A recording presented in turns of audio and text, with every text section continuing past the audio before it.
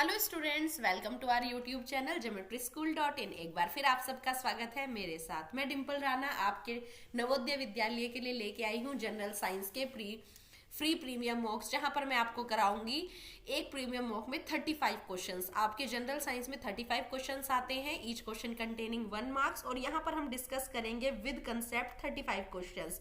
तो चलिए आज का फर्स्ट मॉक डिस्कस करते हैं। स्टूडेंट, 11 फरवरी को आपका एग्जाम है। मैं आपको 3 मॉक यहाँ प्रोवाइड करने वाली हूँ। बिल्कुल इसी तरह के क्वेश्चंस आपको अपने एग्जाम में देखने को मिलेंगे, इसी तरह की लैंग्वेज में आपको क्वेश्चन मिलेगा। बच्चे क्या करते हैं कि कंप्लेन भी करते हैं कि मैम आपके मॉक से तो सिर्फ एक क्वेश्चन आया, 2 क्वेश्चन आए थे। अगर हम जीके की बात करें तो जीके तो बच्चों एक बहुत वास्ट सिलेबस है, आप वर्ड टू वर्ड वहां पर क्वेश्चंस बनाना बहुत मुश्किल है। बट साइंस में क्या है, आपको यहाँ पर कंसेप्ट बेस में आपको समझाऊंगी कि कंसेप्ट अगर आपको क्लियर हो गया तो क्वेश्चंस कैसा भी आ जाए आप उन्हें सॉल्व कर जाएंगे। ध्यान देना है आपको कंसेप्ट पर, चाहे फिर लैंग्वेज थोड़ा बहुत चेंज भी हो जाए। तो चलिए स्टार्ट करते हैं। बिफोर दैट स्टूडेंट, अगर आप प्रिपरेशन करना चाहते हैं for any of the exam like सैनिक स्कूल एग्जाम, यूपी सैनिक का कोई भी एग्जाम हो, साथ ही आपका यहाँ पर आरआईएमसी के लिए आप तैयारी करना चाहते हैं, आरएमएस के लिए, तो ज्योमेट्री स्कूल हॉस्टल को आप ज्वाइन कर सकते हैं, जहां पर आपकी बिल्कुल फुल प्रूफ तैयारी कराई जाएगी। और सिर्फ सिलेक्शन ही नहीं, आपको यहाँ पर बहुत अच्छे मार्क्स के साथ सिलेक्शन होगा। साथ ही आपको आपका फिजिकल टेस्ट के लिए और मेडिकल के लिए और साथ ही इंटरव्यू के लिए तैयारी यहाँ पर कराई जाती है। तो हॉस्टल आप हमारा ज्वाइन कर सकते हैं। ये हमारे हॉस्टल के बैचेस हैं।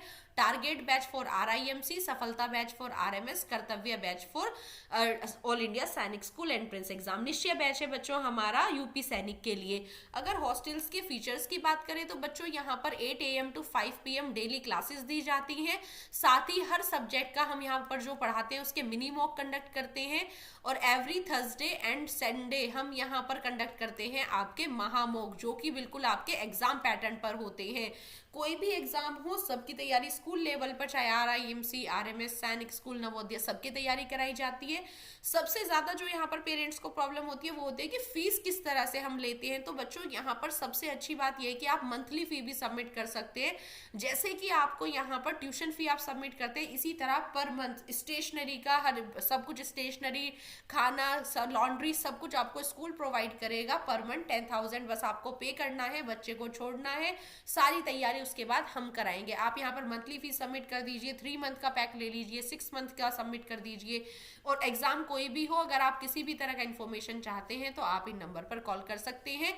ऑनलाइन बैचेस के लिए आप हमारा ज्योमेट्री ऐप इंस्टॉल कर सकते हैं गूगल प्ले स्टोर से, या डायरेक्ट आप वेबसाइट को विजिट कर सकते हैं, दैट इज www.geometryschool.in। इस पर जाकर आप हमारी लाइव क्लासेस का सारा वहां से डेमो बुक कर सकते हैं, फी प्लान देख सकते हैं, क्योंकि ज्योमेट्री स्कूल आपकी ऑफलाइन ऑनलाइन दोनों ही तरह की तैयारी कराता है।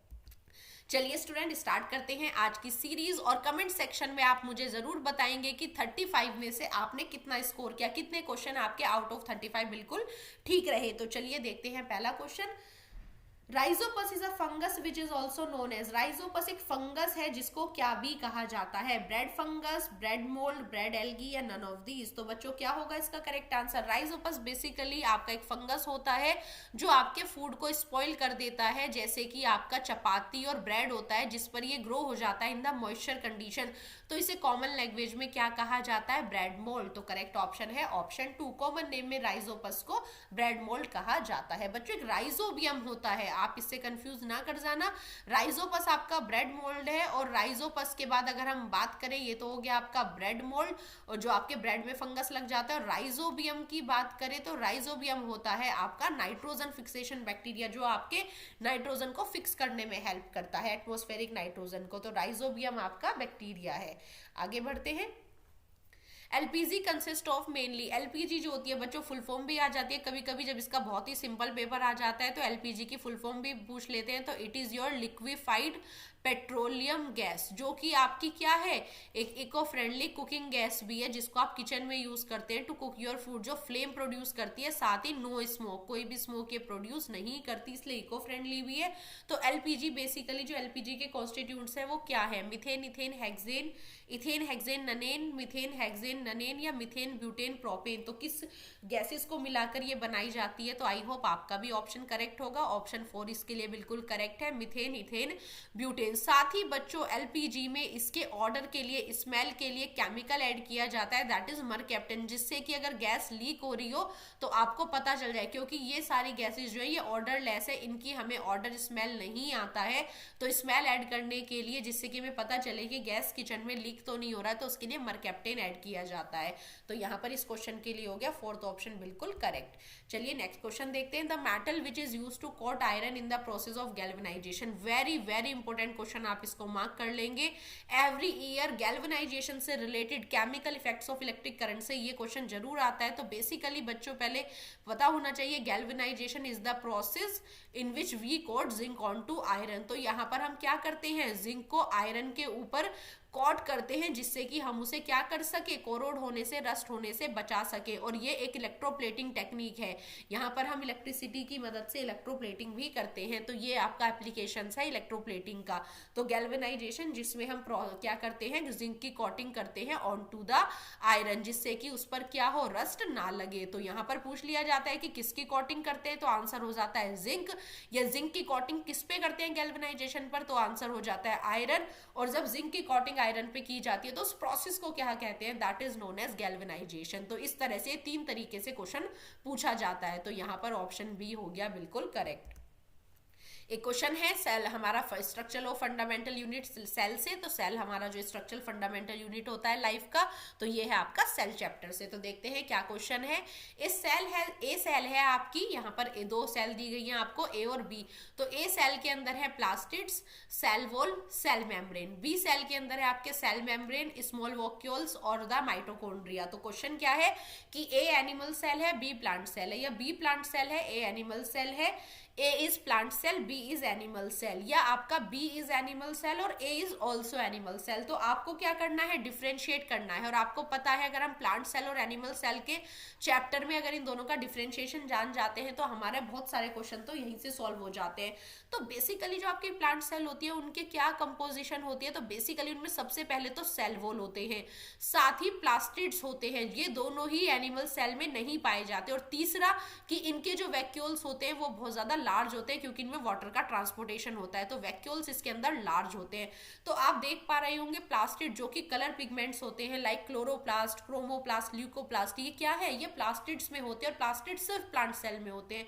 तो ये दोनों ही कॉन्स्टिट्यूएंट किसके हैं, प्लांट सेल के। तो ए तो डेफिनेटली क्या है आपकी प्लांट सेल है। तो ए तो हमारा जा रहा है अभी किस पे, प्लांट सेल। अब देखते हैं सेल मेम्ब्रेन, स्मॉल वॉक्यूल्स। तो यहां से आप देख लेंगे कि स्मॉल वैक्यूल्स हैं वो एनिमल सेल में होते हैं। तो बी हो गई हमारी एनिमल सेल। तो सी ऑप्शन यहां पर हो जाता है बिल्कुल करेक्ट। अब आपका सेल चैप्टर से कैसा भी इनसे रिलेटेड क्वेश्चन आ जाए तो आप उसको कर पाएंगे। और सेल वॉल का कॉन्स्टिट्यूएशन क्या होता है, ये बना होता है long chain of glucose, that is cellulose से बना होता है। तो C is the correct answer. Next question, school bags है broad straps to. School bags पर आपने देखा होगा जो आजकल अच्छे क्वालिटीज के बैग आते हैं तो उनका जो स्ट्रिप्स होता है, जो हम शोल्डर पर स्ट्रिप टांगते हैं, वो हमारा ब्रॉड होता है। तो ऐसा क्यों किया जाता है, इनको ब्रॉड क्यों बनाया जाता है, फ्रिक्शन को कम करने के लिए, रिड्यूस प्रेशर को कम करने के लिए, एनहांस प्रेशर को बढ़ाने के लिए, या एनहांस फोर्स को बढ़ाने के लिए। तो बच्चों अगर आप देखोगे आपको प्रेशर का रिलेशन अगर पता हो फोर्स के साथ, क्योंकि कंधे पर अगर आप भारी चीज टांगोगे तो दर्द तो होगा ही, तो फोर्स पड़ेगा। तो यहां पर प्रेशर का रिलेशन होता है force, pressure is equal to force by area. मतलब कि अगर क्या होगा, फोर्स ज्यादा है तो प्रेशर पड़ेगा ही पड़ेगा। लेकिन अगर आप क्या करो, यहां पर देखेंगे प्रेशर से इनवर्सली प्रोपोर्शनल है एरिया। अगर आप एरिया बढ़ा दो तो प्रेशर कम हो जाएगा, क्योंकि ये इनवर्सली प्रोपोर्शनल है। अगर आपको प्रेशर बढ़ाना है तो एरिया कम कर दो। तो आपने क्या किया, अपने स्कूल स्ट्रिप्स का एरिया बढ़ा दिया, जिसकी वजह से आपने देखा जो आपके घर के छोटे से थैले होते हैं सब्जी लाने के लिए, उनका जो स्ट्रिप है वो बहुत बारीक होता है, जिसकी वजह से वो बहुत बुरी तरह से हाथ में पेन करता है जब वो भर जाता है सब्जियों से। तो अगर आप क्या करें, अब आपने क्या किया, एरिया को बढ़ा दिया, तो उसकी वजह से क्या हो गया, प्रेशर आपका कम हो गया है। तो अगर आप क्या करेंगे, एरिया बढ़ा देते हैं, ब्रॉड कर देते हैं स्ट्रिप, तो आपका प्रेशर क्या हो जाएगा, रिड्यूस हो जाएगा। तो ये रिलेशन आपको हमेशा याद रखना है। तो B is the correct answer. तो pressure is equal to force by area, और इसका फॉर्मूला भी आप निकाल लेते हैं इसी से। फोर्स का क्या है ऐसा यूनिट, न्यूटन, और एरिया का मीटर स्क्वायर। तो न्यूटन पर मीटर स्क्वायर आप ऐसे लिख सकते हैं, या आप मीटर इनवर्स लिख सकते हैं। इस तरह का कभी कभी प्रेशर का फॉर्मूला भी पूछ लिया जाता है, इसकी यूनिट भी पूछ ली जाती है। तो बी हो गया ऑप्शन यहाँ पर correct. Next question, electric current is to be pass from one body to another, for this purpose the body must be joined bye.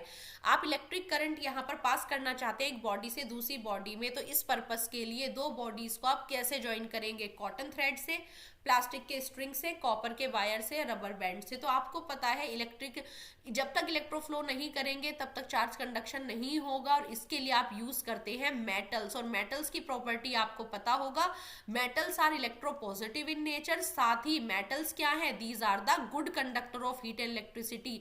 तो आप यहाँ पर देख रहे होंगे मेटल कौन है? Cotton, plastic, rubber, these all are insulators. ये क्या करते हैं? करंट को पास नहीं करते, because these are non metals. तो ये सब हमारे क्या है? नॉन मेटल है, और ये इंसुलेटर है, ये अपने में से करंट पास नहीं करेंगे। तो आप यहाँ पर किसको यूज करेंगे? एक गुड कंडक्टर को, जो कि है आपका कॉपर वायर, जिसका आपका सिंबल है Cu, कॉपर। और यहाँ पर आयंस कितने होते हैं इसमें? 2 पॉजिटिव, क्योंकि इलेक्ट्रोपॉजिटिव है और अपने 2 इलेक्ट्रॉन इजीली डोनेट कर सकता है। तो यहाँ पर आप मेटल यूज करेंगे, जो भी एक आपका तो दो बॉडी में अगर आपको चार्ज यहाँ पर ट्रांसफर करना है तो आप एक मेटल यूज करेंगे, और मेटल है कॉपर। तो C is the correct answer. It is easier to swim in sea rather than in river water. आप स्विम कर सकते हैं इजिली सी में, लेकिन रिवर में थोड़ी डिफिकल्टी होती है। क्या हो सकता है इसका reason? Sea water more dense है, sea water has waves, sea has large quantity of water, sea water is less dense. तो यहाँ पर वेव्स हैं, तो वेव्स तो आपको तैरने में मदद नहीं करेंगी, ये तो आपको डुबा भी सकती हैं। लार्ज वाटर क्वांटिटी है, तो इससे को क्या होगा? इससे तो डूबने के चांसेस बढ़ जाएंगे। लेकिन अगर हम सी वाटर की बात करें तो सी वाटर बहुत ज्यादा सलाइन होता है, हाई कंसंट्रेशन ऑफ सॉल्ट होती है, जिसकी वजह से क्या होता है? चीजें इसमें क्या करती है? ज्यादातर फ्लोट करती हैं, इसमें डूबना मुश्किल है थोड़ा सा। तो सी वाटर क्या है? High concentration. अगर आप बात करें डेंसिटी की, तो density is equal to mass by volume. तो इसमें बहुत ज्यादा पर वॉल्यूम बहुत ज्यादा मास होता है सॉल्ट का, जिसकी वजह से आप इजीली इसमें फ्लोट कर पाते हैं। तो इसलिए सी वाटर क्या है? मोर डेंस है, जिसकी वजह से आप इजीली इसमें स्विम कर पाते हो। तो A is the correct option. Dash are those species of plant and animal which are found exclusively in a particular area. बच्चों, conservation of plants and animals से आपका एवरी ईयर एक अच्छा क्वेश्चन आता है, काफी बड़ा चैप्टर भी है, चाहे वाइल्ड लाइफ सेंचुरी को लेके आए। तो यहाँ पर जो फ्लोरा और फोना एक पर्टिकुलर एरिया में ही पाए जाते हैं, मीन्स जो अपने आपको वहीं के लिए अडेप्ट कर चुके हैं, जैसे आपके डेजर्ट प्लांट होते हैं, इजिली कहीं भी सर्वाइव नहीं कर पाते। तो इसी तरह की स्पीशीज क्या कहलाती है? जो एक पर्टिकुलर एरिया में ग्रो कर पाती है, तो they are known as endemic species. तो वो उस जगह की क्या हो जाती है? पर्टिकुलर एंडेमिक स्पीशीज हो जाती है। जैसे आपके सतपुरा नेशनल पार्क के कुछ स्पीशीज है, जैसे कि आपके जायंट स्क्वेरल है, साल ट्री है, वाइल्ड है, जायंट स्क्वेरल हो गए। तो ये सब आपके क्या है? ये साल ट्री हो गया, मैंगो ट्री, वहां का वाइल्ड मैंगो ट्री, ये वहां की एंडेमिक स्पीशीज है जो पर्टिकुलर इसी एरिया में पाई जाती है। तो उन स्पीशीज को कहा जाता है पर्टिकुलर एंडेमिक स्पीशीज। तो B is the correct answer.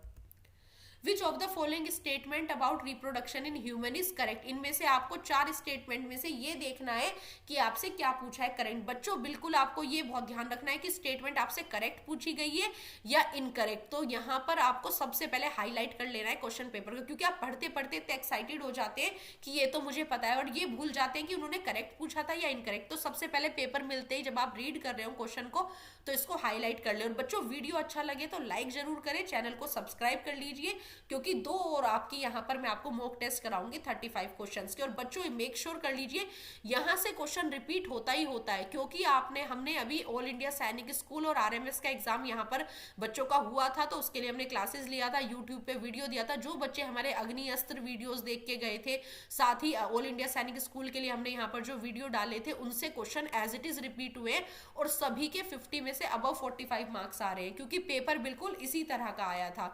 तो यहाँ पर जेएनवी का भी बिल्कुल 18 चैप्टर का सिलेबस बेस्ड पेपर है, और यहाँ क्वेश्चन रिपीट होते हैं। तो वीडियो को तो आप इसको बिल्कुल ना करके जाए।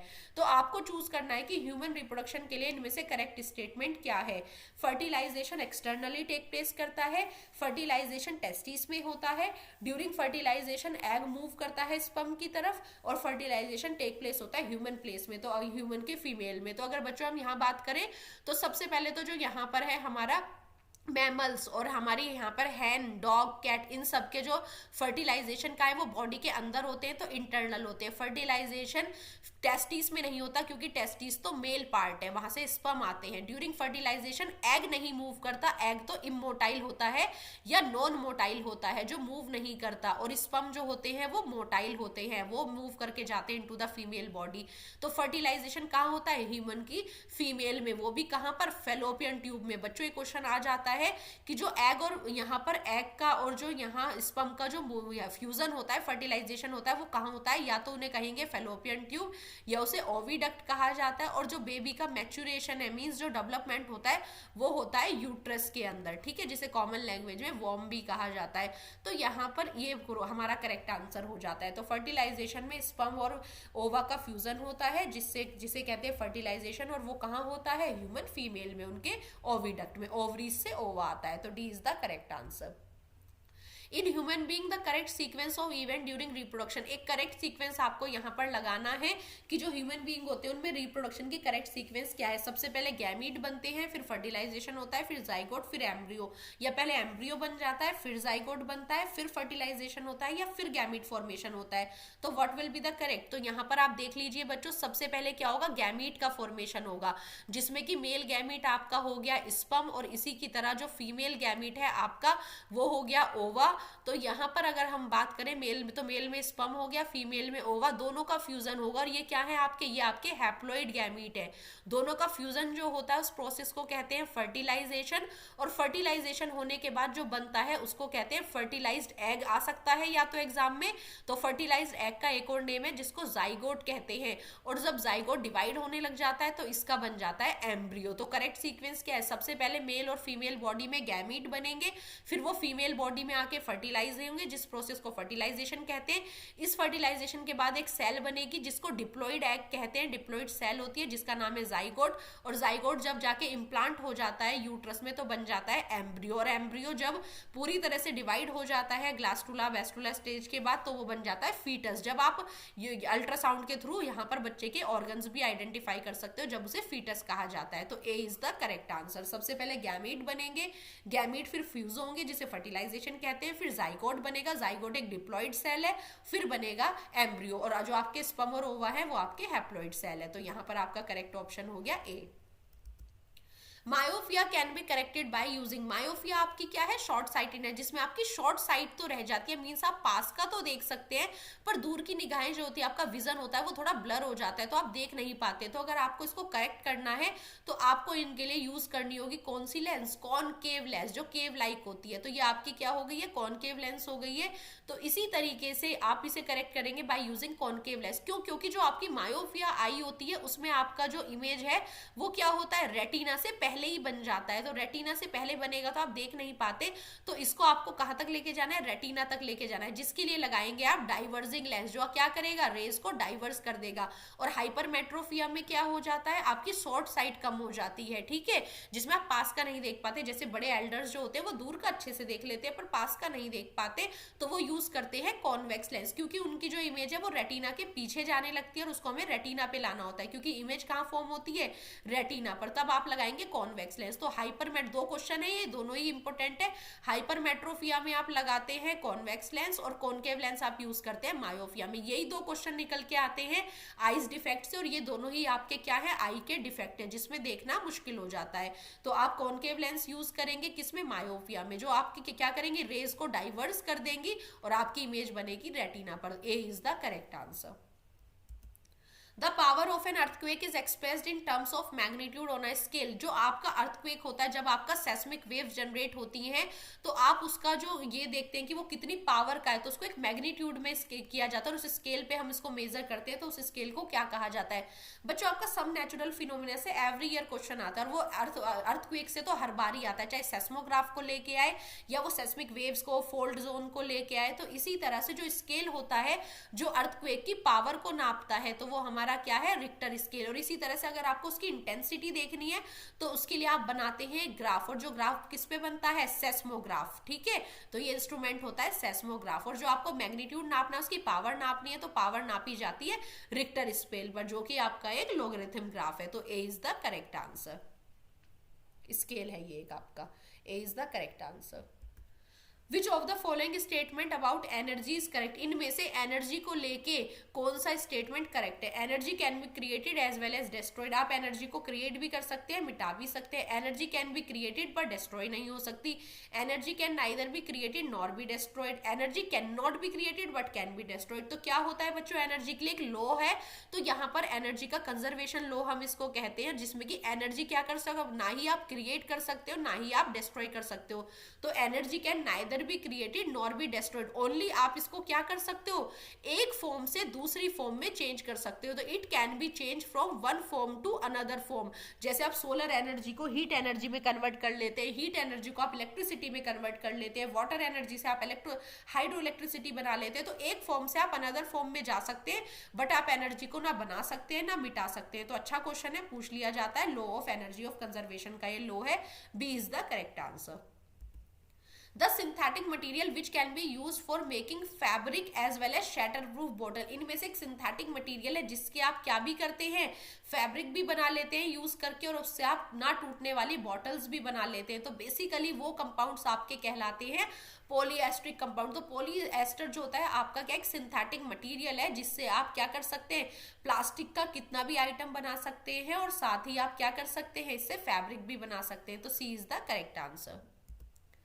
The following that are stored in water and kerosene respectively. तो बच्चों पहले तो क्वेश्चन की अच्छे से सीक्वेंस देख लो। मेटल नॉन मेटल से एवरी ईयर ये क्वेश्चन आता है। तो यहाँ पर आप क्या करेंगे, पहले पूछा है कि जिसको वाटर में रखा जाता है और फिर जिसको कैरोसिन में रखा जाता है, तो दोनों ही बहुत इंपॉर्टेंट है। तो कैरोसिन में आप किसको रखते हैं, एक हाईली रिएक्टिव मेटल होता है आपके सोडियम और पोटेशियम, जो आपके ऑक्सीजन के साथ बहुत तेजी से रिएक्ट करते हैं, इसलिए इसको किस में डिप रखते हैं, कैरोसिन में। और स्टोर पानी के साथ, ऑक्सीजन के साथ तेजी से रिएक्ट करता है आपका फॉस्फोरस नॉन मेटल, इसलिए उसको स्टोर करते हैं वाटर में।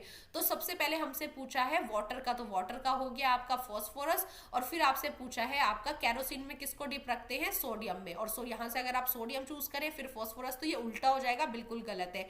तो यहाँ पर सी ऑप्शन बिल्कुल करेक्ट है। फॉस्फोरस को स्टोर किया जाता है वाटर में, जो कि आपका नॉन मेटल और हाईली एक्सप्लोजिव है, इसलिए क्रैकर में हम इसको यूज करते हैं। सोडियम आपका एक सॉफ्ट मेटल है, और पोटेशियम जिसको आप कैरोसिन में रखते हैं। यही दो क्वेश्चन इस चैप्टर से बहुत इंपॉर्टेंट है। तो कैसे भी आए, अब मैंने आपको बता दिया, आप इसका कोई भी सॉल्व कर सकते हैं। अगर फॉस्फोरस को लेके आए तो वो नॉन मेटल है, कैरोसिन में डिप करोगे आप सोडियम और पोटेशियम को, जो दोनों ही मेटल है। अब आप इनको सॉल्व कर सकते हैं। तो C is the correct answer.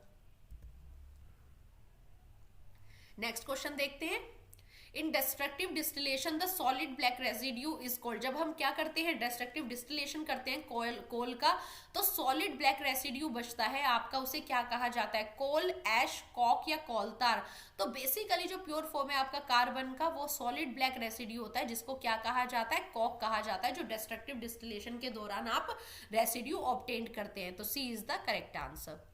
Sulphur dioxide dissolve in water to give, sulphur dioxide को हम डिजोल्व करते हैं वाटर में। बेसिकली आपको पता है सल्फर आपका नॉन मेटल है, जो तेजी से रिएक्ट नहीं करते। बेसिकली सारे नॉन मेटल ऑक्सीजन के साथ इतनी जल्दी रिएक्ट नहीं करते, लेकिन जब सल्फर आपका ऑक्सीजन के साथ रिएक्ट करता है तो बनाता है सल्फर डाइऑक्साइड।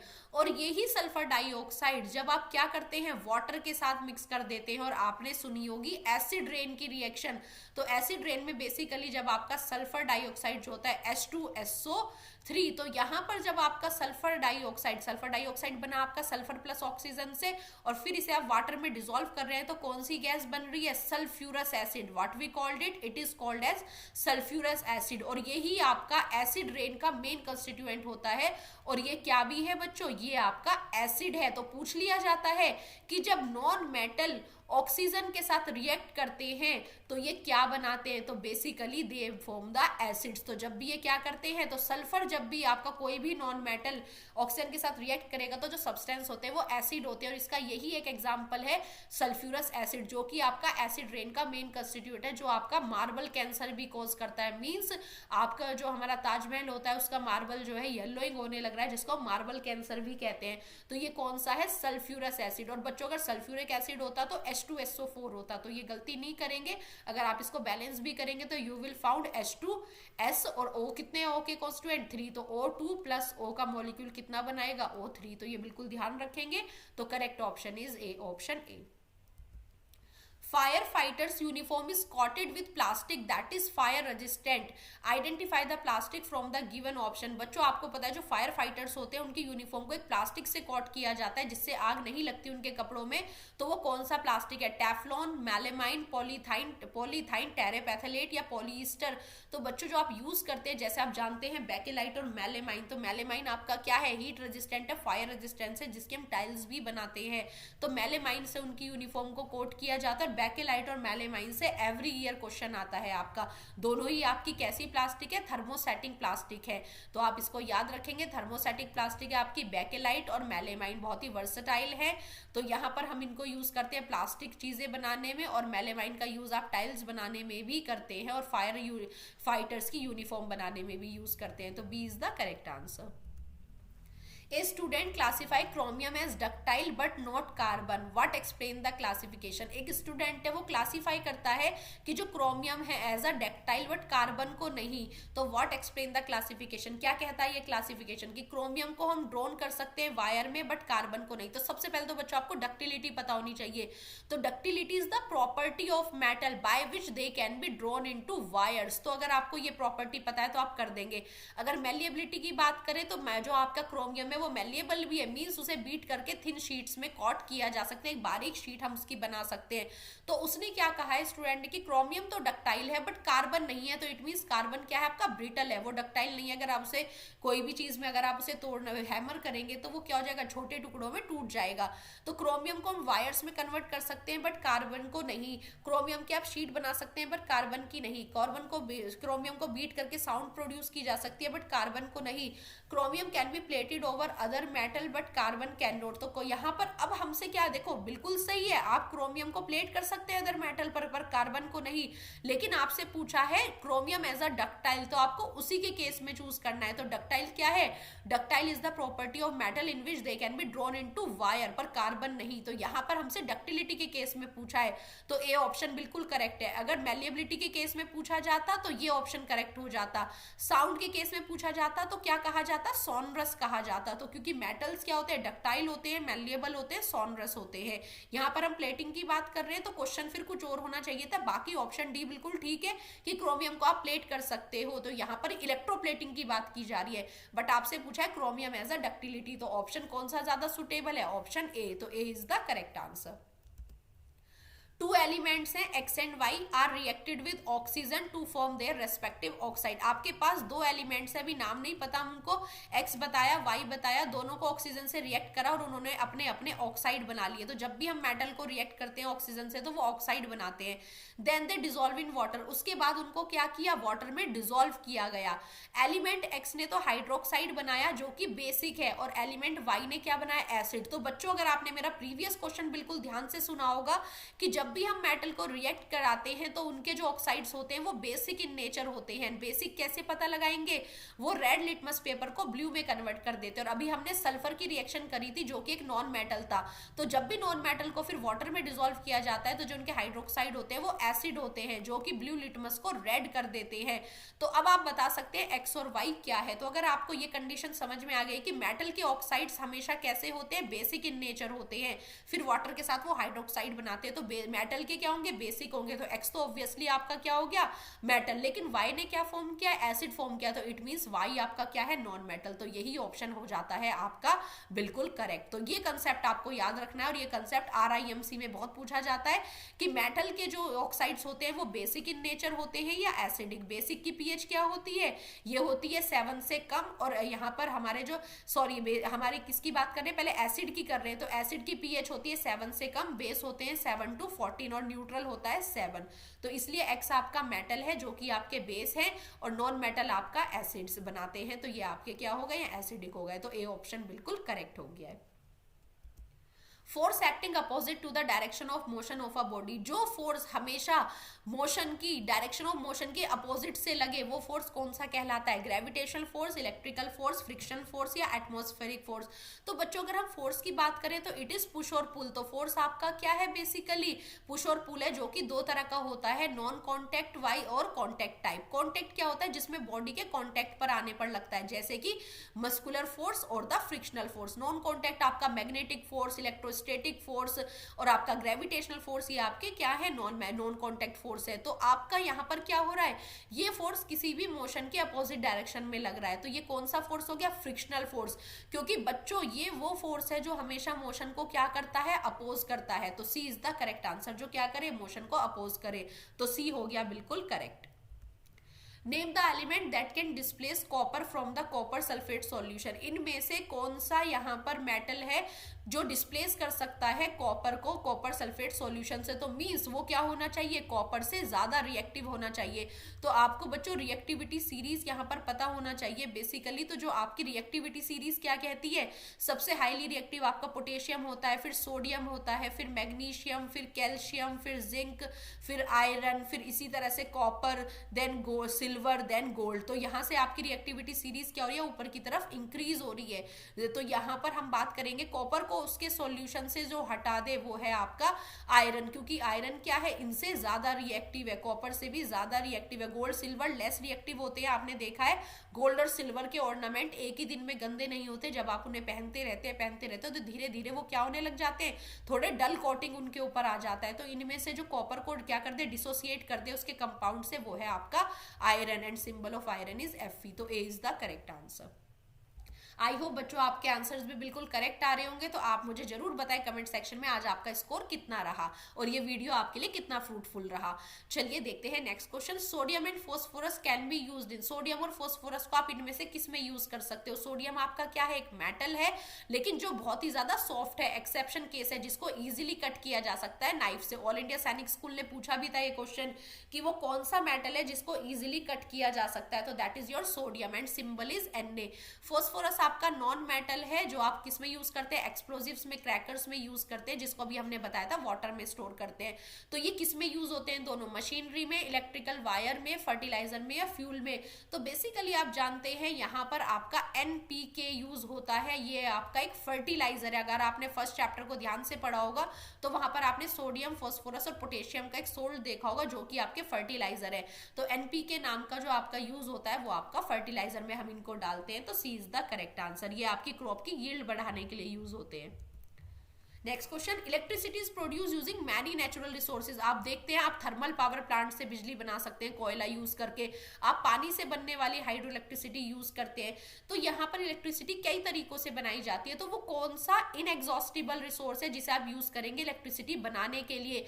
तो इनएग्जॉस्टिबल मीन्स जो जल्दी से क्या हो, रिप्लेनिश हो जाए, और क्या ना हो, एग्जॉस्ट ना हो, मीन्स डिसअपियर ना हो। तो इनमें से कौन सा आपका रिन्यूएबल, क्योंकि आप इनएग्जॉस्टिबल को क्या भी कहते हैं, रिन्यूएबल रिसोर्स कहते हैं, जो रिन्यू हो सकते हैं और उससे आपको बिजली बनानी है। तो वो कोयला है, नेचुरल गैस है, पेट्रोलियम है, वाटर है। तो बच्चों आप यहाँ पर देख रहे होंगे कोल, नेचुरल गैस, ये दोनों ही, तीनों ही आपके क्या है, नॉन रिन्यूएबल और एग्जॉस्टिबल, क्योंकि थाउजेंड्स ऑफ ईयर इनको बनने में लगता है और ये क्या हो सकते हैं, हमारे अर्थ प्लैनेट से डिसअपियर भी हो सकते हैं। तो ये तीनों तो क्या हो गए, एग्जॉस्टिबल। तो इसका अगर आपको पता है कि एग्जॉस्टिबल है तो आप आंसर बिल्कुल ठीक करेंगे। तो ऑप्शन हमारा क्या है, वाटर, जिसको हम क्या कर सकते हैं, इजिली अवेलेबल कर सकते हैं। लॉट्स ऑफ वाटर अर्थ पर अवेलेबल है, बस आपको ये ध्यान रखना है कि आपसे पॉल्यूटेड ना करें। तो डी हमारा ऑप्शन करेक्ट है। और पानी से बनने वाली बिजली क्या कही जाती है, हाइड्रो इलेक्ट्रिसिटी, जिसको आपने देखा होगा डैम को, डैम के वाटर को हम रोक कर यूज करते हैं यहाँ पर बिजली बनाने के लिए। तो D is the correct answer. In order to reduce the loudness of a sound we have to. बच्चों साउंड चैप्टर से अच्छा क्वेश्चन आता है, वो हमेशा एम्पलीट्यूड और फ्रीक्वेंसी को लेके ही आता है। तो यहाँ पर जो लाउडनेस है साउंड की, आप उसे कैसे कम कर सकते हैं, रिड्यूस की बात कर रहे हैं बच्चों, कम करने की, बढ़ानी नहीं है।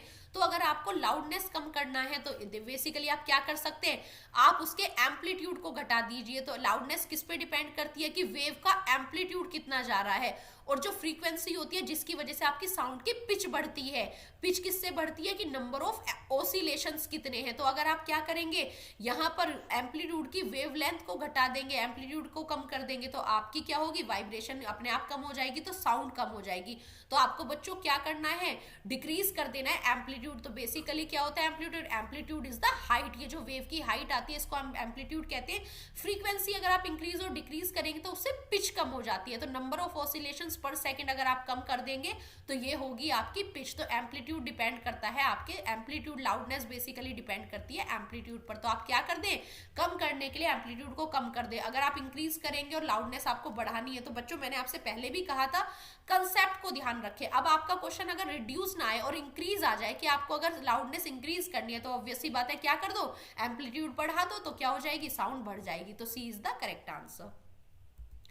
The calorific value of a fuel is expressed in the unit. जो basically calorific value, calorific value होती क्या है, पहली बात तो ये भी पूछ लेते हैं कभी कभी। तो the amount of heat energy produce by burning 1 kg of fuel, जितना अमाउंट ऑफ एनर्जी प्रोड्यूस हो रहा है पर केजी ऑफ फ्यूल बर्न करने पर, उसको कहते हैं क्या, या उसकी कैलोरिफिक वैल्यू की, ये फ्यूल की कैलोरिफिक वैल्यू है। तो अमाउंट ऑफ हीट हम यहाँ क्या कर रहे हैं, पर केजी को बर्न करने पर, तो क्या हो गया, पर केजी जितना आप जला रहे हैं उससे कितना किलो जूल एनर्जी निकल रहा है। तो यही क्या हो जाएगी, किलो जूल पर किलोग्राम। तो आपकी यहाँ पर हो जाती है किलोग्राम पर जूल। तो आपका करेक्ट आंसर क्या हो जाता है कैलोरिफिक वैल्यू का, कि कितने पर किलोग्राम को जलाने पर कितनी किलो जूल आपकी यहाँ पर एनर्जी निकल रही है। तो what will be the correct answer, kilo joule पर किलोग्राम। तो यह हो जाता है आपका करेक्ट आंसर, कितनी एनर्जी आप यहाँ पर बर्न कर रहे हैं। तो हमें पहले क्या देखना है, सबसे पहले कि कितना अमाउंट ऑफ हीट वो लिबरेट कर रही है, तो किलो जूल पर किलोग्राम। तो C is the correct answer. Next question, Rashi was unable to hold the greasy tumbler of milk in her hand. It would be because, उसने क्या किया, ग्लास पर क्या हो गया, ग्रीस लग गया, जिसकी वजह से वो उसको क्या नहीं कर पा रही है, ग्लास को होल्ड नहीं कर पा रही है। इसका क्या कारण हो सकता है, ग्रीस ने क्या कर दिया, सरफेस को स्मूथ कर दिया, इसलिए फ्रिक्शन क्या हो गया है, इंक्रीज हो गया है। बच्चों अगर फ्रिक्शन कम हो जाता तो मोशन तो अपोज हो जाता है, तो बहुत अच्छा है, ये तो अच्छी बात है, लेकिन ऐसा नहीं हो रहा है। क्या हो रहा है, उसका ग्लास उसके हाथ से छूट रहा है। तो ग्रीस ही has made the surface rough, ये तो वैसे ही गलत हो गया, वो क्या करेगा, रफ नहीं कर रहा, वो तो स्मूथ कर रहा है। Greasy has made the surface smooth, reduce the friction, absolutely correct. क्या हो गया, ग्रीस लगने की वजह से सरफेस तो स्मूथ हो गया, और जो फ्रिक्शन फोर्स था जो उसके मोशन को अपोज करता, वही क्या हो गया, रिड्यूस हो गया, जिसकी वजह से मोशन क्या हो गया, बढ़ गया है। तो बार बार ग्लास छूटे जा रहा है। तो करेक्ट ऑप्शन क्या हो रहा है, option C.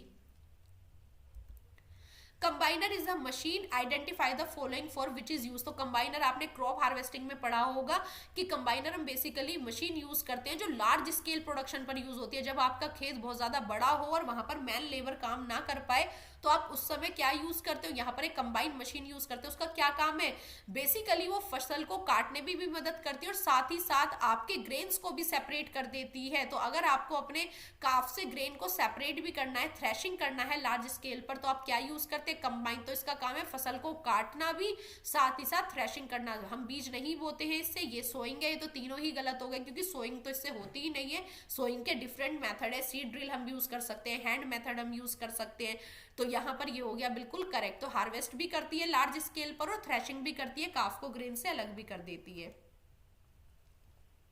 Next question, tadpole develop into adult frog by the process of. आपको पता है जो हमारा फ्रॉग होता है, सिल्क वर्म होता है, बटरफ्लाई होता है, इन सब में जो लार्वा होते हैं वो एडल्ट से मैच नहीं करते हैं। तो इसमें क्या होता है, बेसिकली कुछ प्रोसेस होते हैं जिसमें आपका सबसे पहले एग होता है, एग से निकलता है लार्वा, लार्वा कन्वर्ट होता है प्यूपा में, प्यूपा से बनता है एडल्ट, और यही लाइफ साइकिल फॉलो होती है। और ये कंप्लीट लाइफ साइकिल क्या कहलाती है, मेटामॉर्फोसिस। तो इसको हम क्या भी कहते हैं, metamorphosis is the drastic changes from tadpole to adult. तो किसी भी ऑर्गेनिज्म में जो ड्रास्टिक चेंज होते हैं, तो अगर हमसे पूछे कि ह्यूमन में मेटामॉर्फोसिस होता है, नो, ये क्वेश्चन भी कभी कभी आ जाता है, क्योंकि जो हमारे इन्फेंट होते हैं वो बिल्कुल सिमिलर होते हैं एडल्ट के, तो हम सब में मेटामॉर्फोसिस नहीं होता है। कैट किटन में मेटामॉर्फोसिस नहीं होता, डॉग में नहीं होता, लेकिन जो हमारे कुछ ऑर्गेनिज्म होते हैं, फ्रॉग, बटरफ्लाई, सिल्क मॉथ, इन सब में एक ट्रांसफॉर्मेशन होता है जहां पर टेडपोल एडल्ट फ्रॉग से बिल्कुल अलग लगता है। तो ये ड्रास्टिक चेंजेस कहलाते हैं मेटामॉर्फोसिस। तो B is the correct answer. Which of the following statement is incorrect for CNG. तो बच्चों सबसे पहले क्या करना है, हाईलाइट कर लेना है जो भी पूछा है। तो इनमें से इनकरेक्ट स्टेटमेंट, सीएनजी की फुल फॉर्म क्या होती है बच्चों, ये ऑटोमोबाइल में यूज होने वाली गैस है जिसका नाम है कंप्रेस्ड नेचुरल गैस, और कंप्रेस्ड नेचुरल गैस आपकी एक इको फ्रेंडली गैस है। आप आजकल इसे क्या करते हैं, ऑटोमोबाइल में यूज करते हैं। अब हम पेट्रोल डीजल के व्हीकल्स नहीं यूज करते, सीएनजी हम यूज करने लगे। तो इनमें से क्या इनकरेक्ट है? ये इजिली ट्रांसपोर्ट हो जाती है पाइप से, एब्सोल्युटली करेक्ट, तभी आजकल सीएनजी पंप्स बने हैं। ये मोर पॉल्यूटिंग है, not at all. It is stored under high pressure, yes इसे हाई प्रेशर में थ्रू पाइप से स्टोर किया जा सकता है, और ये ट्रांसपोर्ट व्हीकल्स में एज अ फ्यूल अब यूज होती है। तो तीनों ही करेक्ट है, लेकिन ये मोर पॉल्यूटिंग नहीं, लेस पॉल्यूटिंग है। तो ये स्टेटमेंट हो जाता है हमारा क्वेश्चन के अकॉर्डिंग करेक्ट, क्योंकि हमसे इनकरेक्ट स्टेटमेंट पूछा और यही इनकरेक्ट है क्योंकि ये लेस पॉल्यूटिंग है। तो यहां पर बी ऑप्शन हो गया बिल्कुल correct. Identify the name of the book carrying information about endangered species. बच्चों, International Union for Conservation of Nature, जो हमारे नेचर को कंजर्व करने के लिए काउंसिल है, इंटरनेशनल यूनियन है, तो इसमें जो एंडेंजर्ड स्पीशीज को हम एक बुक में रिकॉर्ड करते हैं डेटा को, जो खतरे में है, मीन्स जो स्पीशीज अब खत्म होने वाली है। तो जैसे कि एक्सटिंक्ट वाली जो पूरी तरह से लुप्त हो चुकी है, जैसे कि आपके डायनासोर, डोडो बर्ड, और एंडेंजर्ड जो जिनकी प्रजाति बहुत कम हो गई है। तो एंडेंजर्ड स्पीशीज की प्रजातियों को किस बुक में डेटा रखा जाता है हर्बेरियम में? तो it is stored in red data book. तो ऑप्शन ए करेक्ट। और ये क्वेश्चन काफी इंपॉर्टेंट है, आरएमएस एग्जाम हो, ऑल इंडिया सैनिक हो, जेएनवीएसटी हो, हर बार यहाँ से क्वेश्चन जरूर लेता है। पूछ लेगा रेड डेटा बुक में क्या डेटा रखा जाता है, एंडेंजर्ड का या एक्सटिंक्ट का। तो जो खतरे में स्पीशीज है उसका सारा डेटा रेड डेटा बुक में होता है। तो A is the correct answer.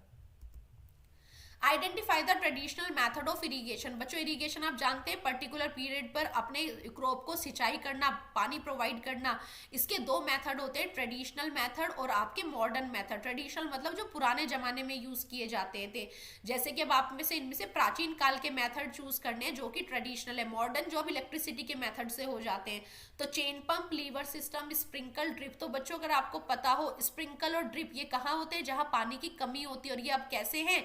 जहां वाटर का स्कैरेसिटी है वहीं पर हम या तो ड्रिप मेथड लगा देते हैं या स्प्रिंकल, और ये दोनों ही कैसे हैं? मॉडर्न है। तो चेन पंप से खींच के, लीवर से खींच के पहले कुओं से पानी निकाला जाता था। हम यहाँ पर ढेकली का यूज करते थे, बहुत सारे हैं, राफ्ट सिस्टम यूज करते थे। तो चेन पंप, लीवर सिस्टम, ढेकली, ये सारे आपके क्या है? ट्रेडिशनल मेथड है। तो ए और बी इज करेक्ट। तो मॉडर्न आ जाएगा बच्चों अगर आपके एग्जाम में, तो स्प्रिंकल और ड्रिप दोनों ही मॉडर्न मेथड है। तो अब आपका क्वेश्चन कैसे भी आ जाए इरिगेशन से आप कर देंगे। और irrigation is the supply of water to your crop at particular period of time. तो ए और बी यहां पर हो जाता है बिल्कुल करेक्ट। चलिए नेक्स्ट क्वेश्चन देखते हैं। At puberty which hormone is secreted by ovaries. जब गर्ल्स अपनी पुबर्टी एज में जाती है तो उनके ओवरीज से एक हार्मोन सिक्रीट होने लगता है जो उनके सेकेंडरी सेक्सुअल कैरेक्टर के डेवलपमेंट के लिए रेस्पॉन्सिबल होता है। ओवा प्रोडक्शन हो गया, बॉडी में डेवलपमेंट हो गया। तो ये कौन सा हार्मोन है जो ओवरीज से सिक्रीट होता है? तो बेसिकली क्या नाम है उस हार्मोन का? आपको पता होगा, this is your oestrogen. It is secreted only in females by the ovary. Testosterone की बात करें तो this is for the production of testis, production of sperms. और स्पर्म्स कहां से प्रोड्यूस होते हैं? From testis. तो टेस्टिस कौन सा हार्मोन सिक्रीट करती है? टेस्टोस्टेरोन। ग्रोथ हार्मोन बच्चों, क्योंकि रीचिंग टू एडोलसेंस एज से कोई भी क्वेश्चन आ सकता है, तो जो हमारा ग्रोथ हार्मोन है वो कहां से सिक्रीट होता है? पिट्यूटरी ग्लैंड से। और इंसुलिन आपका किससे सिक्रीट होता है? पेंक्रियास से, जो कि आपका ग्लूकोज मेटाबॉलिज्म में हेल्प करता है। तो यही चार हार्मोन आपके इस चैप्टर में बहुत इंपॉर्टेंट है। एक और है वो मैं अभी आगे बताऊंगी, एक क्वेश्चन और आएगा आपका हार्मोन रिलेटेड। तो आपको यहाँ पर ओवरीज से सिक्रीट होता है ईस्ट्रोजन, टेस्टिस से सिक्रीट होता है टेस्टोस्टेरोन, पिट्यूटरी ग्लैंड सिक्रीट करती है ग्रोथ हार्मोन, जो कि आपकी बॉडी की मास्टर ग्लैंड भी कही जाती है क्योंकि यही आपकी अदर ग्लैंड को एक्टिव करती है। और पेंक्रियाज आपका एक हार्मोन सिक्रीट करता है जिसका नाम है इंसुलिन। और पेंक्रियाज आपका एक्सोक्राइन प्लस एंडोक्राइन दोनों ही तरह की ग्लैंड है, क्योंकि ये पेंक्रियाटिक जूस भी सिक्रीट करता है और एंडोक्राइन इसलिए क्योंकि ये हार्मोन भी सिक्रीट करती है। तो इंसुलिन हो गया पेंक्रियाज का। तो ऑप्शन हमारा ए हो गया बिल्कुल correct according to the question. चलिए नेक्स्ट क्वेश्चन देखते हैं। Metamorphosis in frog is controlled by this hormone. तो फ्रॉग में भी हमने पढ़ा था मेटामॉर्फोसिस, द ड्रास्टिक चेंज। ये कौन से हार्मोन से रेगुलेट होता है? इंसुलिन, थायरोक्सिन, एस्ट्रोजन और एड्रेनाइन। तो बच्चों इसके लिए जो हार्मोन रेस्पॉन्सिबल है वो है थायरोक्सिन हार्मोन, जो इसकी ग्रोथ के लिए, इसके लिए मेटामॉर्फोसिस के लिए रेस्पॉन्सिबल है। और ये थायराइड ग्लैंड से सिक्रीट होता है। और यही वो हार्मोन है जो ह्यूमन में भी होता है for the metabolism of iodine के लिए। यहाँ पर आयोडीन जरूरत होता है ग्रोथ के लिए। तो हमारी बॉडी में जो कैल्शियम के थ्रू आयोडीन का मेटाबॉलिज्म करता है वो है थायरोक्सिन। तो मेटामॉर्फोसिस किससे कंट्रोल होगा फ्रॉग में? थायरोक्सिन हार्मोन से। तो B is the correct answer. If current is pass through copper sulphate solution, हमने क्या किया है, कॉपर है हमारे पास, सल्फेट का सॉल्यूशन, एक एक्वस सॉल्यूशन, अगर हमें कॉपर, जब हमने यहाँ से इलेक्ट्रिसिटी पास कर दी है तो कॉपर और सल्फेट क्या हो जाएंगे, डिसोसिएट हो जाएंगे। तो कॉपर किस प्लेट पर जाकर कनेक्ट होगा, तो हमको क्या करना है, if a current is pass through copper sulphate solution copper get deposited on the plate connected to, तो आपको बताना है कॉपर किस प्लेट पर जाकर डिपॉजिट होगा, जो किससे कनेक्ट है, पॉजिटिव टर्मिनल से, नेगेटिव से, या बैटरी कनेक्ट ही नहीं है, या कॉपर डिपॉजिटेड दोनों प्लेट पर, क्यों। तो अब आप जरा बताइए, जब कॉपर को हम डिसोसिएट करेंगे यहाँ पर, तो कॉपर किस में टूटेगा, positive charge, sulphate negative charge. तो आपको पता है आपका जो कॉपर है वो मेटल है, और मेटल आपके क्या है, इलेक्ट्रोपॉजिटिव है, तो जो इलेक्ट्रोपॉजिटिव है वो किसकी तरफ अट्रैक्ट होंगे, टू द नेगेटिव। तो जो टर्मिनल हमारी बैटरी नेगेटिव से अटैच है, तो कॉपर कहाँ चला जाएगा, वो ओके नेगेटिव पे। तो बी हो गया ऑप्शन आपका बिल्कुल correct. Identify which is not a water pollutant from the following, इनमें से कौन सा वाटर में पॉल्यूटेंट नहीं करेगा। पॉल्यूटेंट क्या होते हैं, the agent that cause the pollution, तो इनमें से पानी का पॉल्यूटेंट कौन नहीं है, सीवेज, एल्गी, फर्टिलाइजर, वीडिसाइड। बच्चों सीवेज में कुछ भी हो सकता है, क्या पता नॉन बायोडिग्रेडेबल हो, तो जिसकी वजह से आपका सीवेज क्या हो सकता है, पॉल्यूटेड हो सकता है। फर्टिलाइजर क्या करते हैं, ये तो पॉल्यूटेड होते ही है। वीडिसाइड क्या है, वो केमिकल्स हैं जो आपके वीड्स को किल करते हैं, बट वाटर पॉल्यूटिंग है। लेकिन एल्गी क्या है, एल्गी आपकी ऑटोट्रॉफिक है, खुद से अपना फूड बनाती है, और ये क्या है, फोटोसिंथेटिक होती है, और ये आपके पानी में पॉल्यूटेड नहीं करती हैं। तो B is the correct option. Very simple question from micro organics chapter. So student, these were your today's 35 questions. I hope you liked the video. Video अच्छा लगे तो लाइक जरूर करें, चैनल को सब्सक्राइब करें, और कमेंट सेक्शन में मुझे बताएं कि आज आपका कितना स्कोर आया। And thanks for watching, see you soon with the next video, bye bye.